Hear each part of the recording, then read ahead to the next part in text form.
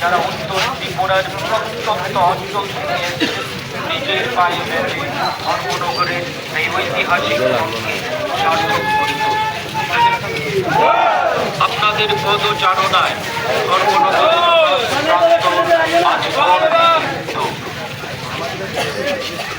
আপনাদের উপস্থিতি প্রমাণ করে ভারত মায়ের সন্তানরা এক, অবিচল এবং অজেয়।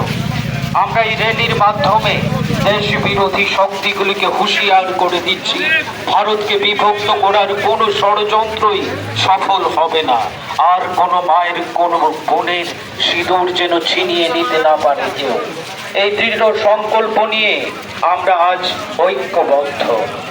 দেশ মাতৃকার সেবায় আমৃত্যু নিয়োজিত থাকতে, প্রয়োজনে জীবন বিসর্জন দিতেও আমরা প্রস্তুত। আবারও সকল অংশগ্রহণকারীদের জানাই অন্তরের গভীর থেকে শ্রদ্ধা, ভালোবাসা ও কৃতজ্ঞতা। আমাদের সংকল্প চিরকাল অটুট।